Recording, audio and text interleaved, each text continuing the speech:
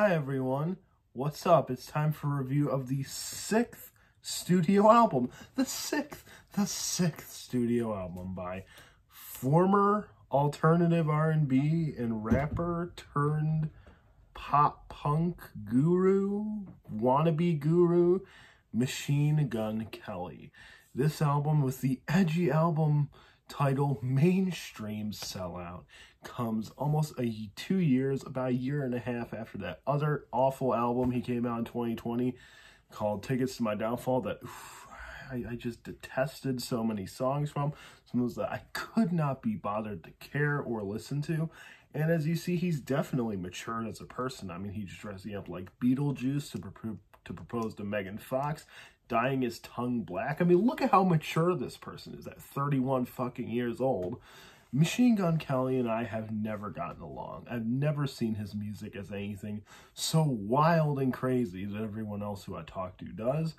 I thought Bloom and Hotel Diablo had a couple okay songs, but they weren't anything that I would go out of my way to listen to. Machine Gun Kelly, aka Colson Baker, is someone who tries to steal aesthetics from people. He hears stuff that he likes, and he goes after what that is. Whether it's the late great Mac Miller, or the late Lil Peep, or hell, even ripping off certain sounds of Frank Ocean like he did on his earlier works, he never really seems like he has the personality or flair to stand out from the crowd. And on this new record over here, he takes every chance he has to say absolutely nothing as we are led through this just minefield of a record that is just like the scene from 1917 when the guy's running across the battlefield. There are explosions, there's people being blown up around him, he's being thrown due to the mortar shells. Like, what the hell is this record? Why is this album 40 goddamn minutes when it has nothing to say? And the sad thing is, this is an improvement from his last record. I'll get into that in a minute, but it just seems like whenever Machine Gun Kelly and Travis Barker talk about the meaning of this record, they're just as out of the loop as everyone else. They don't know what the hell they're trying to say or what the hell message they're trying to convey on half of these songs. We heard the god-awful lead single from this album, Papercuts, which is just him, oh, look at all this hate I get. Oh, well, look at all this stuff I've been through. And look at my charisma. See, you know, if I was a rapper, they'd call this album Donda. And it's like, first off, your projects do not have about 1/10 of the passion or heart that Kanye West's albums do, especially the album Donda. And second of all, weren't you the guy who got laughed out of the rap game when you dropped literally the worst diss track to Eminem? I mean, come on, dude. No one cares or is threatened by you at all in the music game. That song was just a stain. It was infested everyone's eardrums. And I knew that something bad was going to happen. Although this record is not nearly as bad as his last one, it's way too just generic, inconsistent. What the hell did you improve on? How did you grow as a person? How did you actually implement these ideas that you supposedly had? Apparently he wrote over 20 songs for this record, and half of them feel like goddamn throwaways. Even if he wasn't a controversial POS who has never rectified or come to terms with the horrible things he's said and done, MGK has no damn personality. Fucking Yo Girl is not a personality. Even if MGK did come out with something that maybe was original, it would still have the drawbacks, whether it be his voice or production by Travis Barker, who is supposed to know how to produce pop punk, but here he just phones in with some hip-hop producer and they create some weird mashup. There are some songs that I don't think are that bad. The title track actually seemed like it had some sort of heart or passion, but I don't know how much of that is due to MGK. I like the guitars on this track, but again, it's not something that I'd actively seek out. The song Maybe is catchy enough while being also very generic. I think Ollie Sykes from Bring Me the Horizon adds a lot to this song.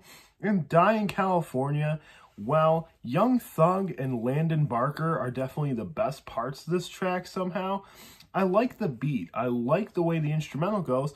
But then again, there's the landmines. It's MGK himself. He just can't help himself saying something so effing stupid. It has to ruin the song for you.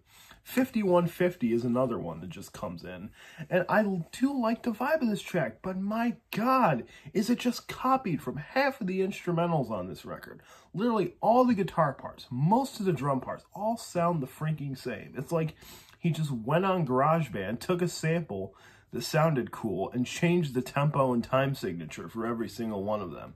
There's no creativity in the palette of these guitars or instruments.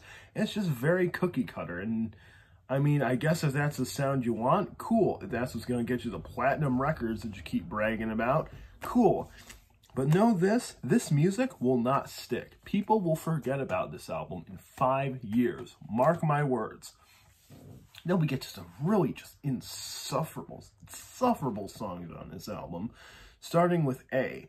Did I need a weird, trippy, hip-hop punk clash with Machine Gun Kelly and Lil Wayne?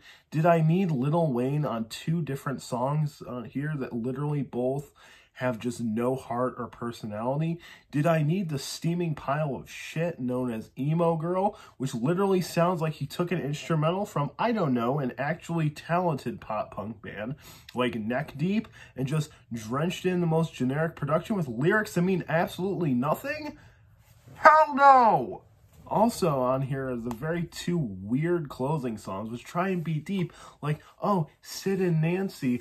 Oh, well, this is like Jack and Diane, but it's dark. And you know Suicide? Yeah, let's have the most awful sounding gunshot sound that, again, I probably found on GarageBand, and let's add in there to make it dark and depressing.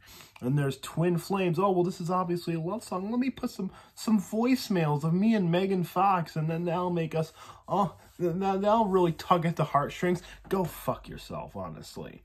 Guys, I mean, although it seems like I'm getting really, really mad, I do see this album as an improvement, but not by much. This is definitely going to be in the top 5 worst albums of the year. At the end, I can definitely see us being on the worst albums of the decade, along with the first one. So, congratulations, MGK. You have 2 of the worst goddamn albums of the decade, and it's only 2022. As for me, I'm giving this pile of shit known as mainstream Sellout a 1.5 out of 5. Do not listen to this album unless, oh, you're just one of those MGK fans who has to hear everything he says and blindly praise everything this prick does. I'll probably get a lot of angry comments below, but I don't care. It's all just my opinion. Like the video if you like it. If you don't, I don't care. Fine, live in fantasy world, and have a good day.